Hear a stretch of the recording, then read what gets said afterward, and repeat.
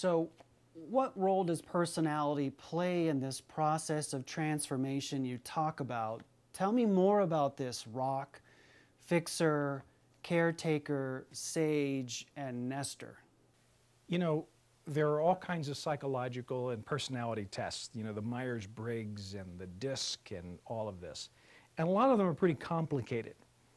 I wanted to illustrate the power of personality by coming up with some kind of a rating scale that people could easily identify with and say, oh yes, I'm this or I'm that.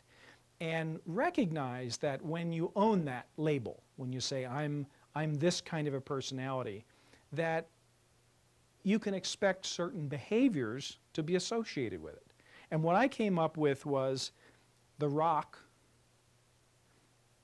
pretty self-explanatory.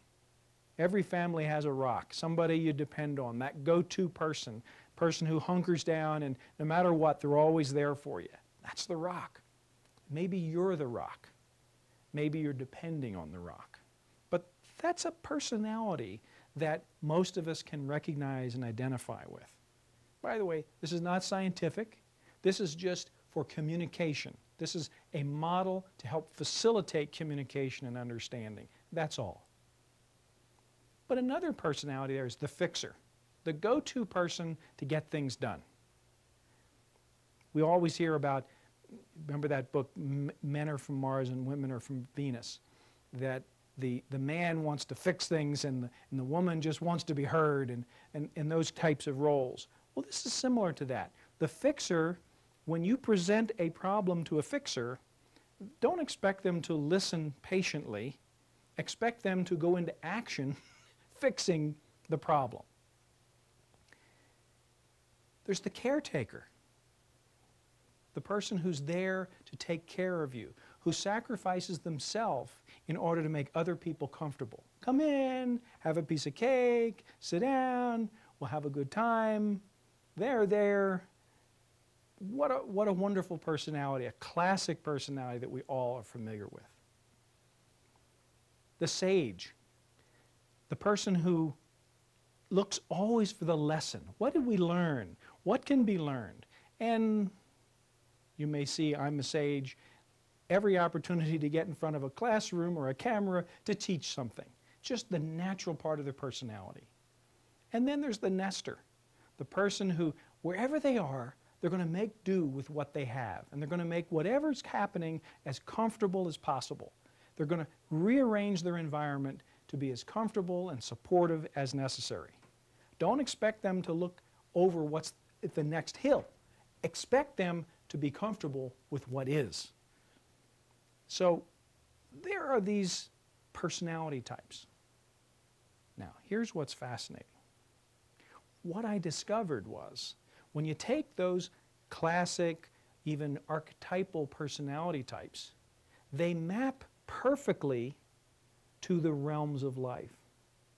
So the rock is intimately comfortable with the body. Strength, power, centered. The fixer, problem solving, the mind. The caregiver, easily and naturally associated with the heart. The sage, spirit, connections, trying to understand how things work in the universe and the bigger picture of things. And the nester, the setting, the home, the place of comfort. So when we are on this journey, when we're on this journey and we're looking at these realms of life, we also can look at these personality types. And here's the benefit of doing that. If we're on a journey of transformation, what I want to encourage you to do is to think twice before you go into action. Let me give you an example. How do you think a fixer handles a catastrophic diagnosis? They go right to the internet, right? I'm going to learn everything there is to know about cancer, and when I'm done, I'm going to know everything my doctor knows, right? That's the fixer's approach. I'm going to fill my brain with as much knowledge as possible. I'm going to cure cancer.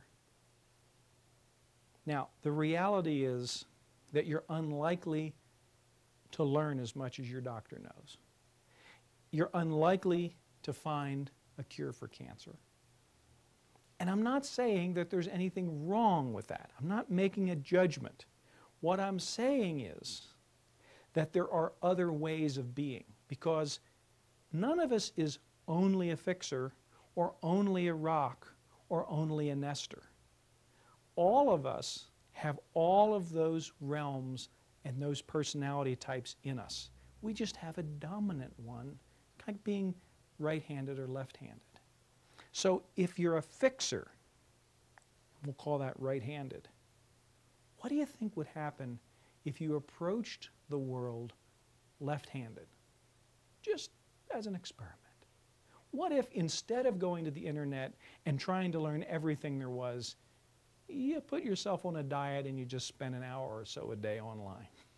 So I'm not saying deny it entirely. What I'm saying is, what would happen if you approached this time in your life as a rock, or as a sage, or as a caretaker?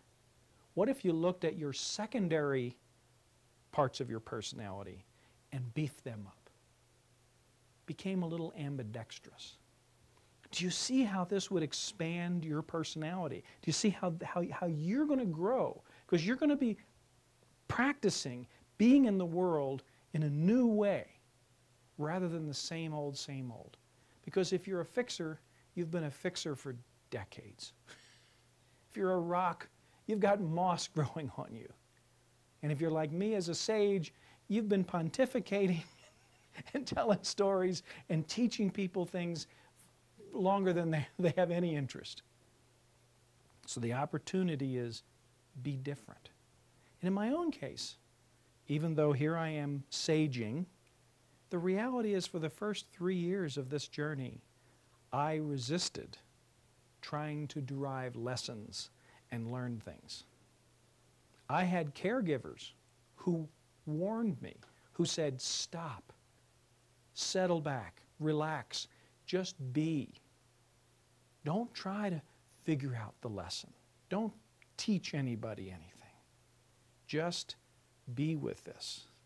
And that was difficult because it was asking me to be something other than what I was used to being. But I can't think of anything that helped expand my awareness and expand my ability to appreciate others and to connect more effectively with others. And it has been a huge part of my transformation. And it was only after I came to a point where I really had a moment of truth, which was, do I have anything to teach? Is there any reason that I need to write a book? And the answer was no. I don't have an obligation to teach anything. I have no lessons that must be taught. So when it stopped being a compulsion to sage, then I was free to be able to do that. But in the meantime, I practiced being a caregiver, and I practiced being a nester, and I practiced being a rock, and I practiced being a fixer. So there's an opportunity for you. Look at your personality. Look at how you respond. And just try responding differently and see what that does in terms of your awareness and your consciousness. And whether that just tends to wake you up. And waking us up is part of this transformation.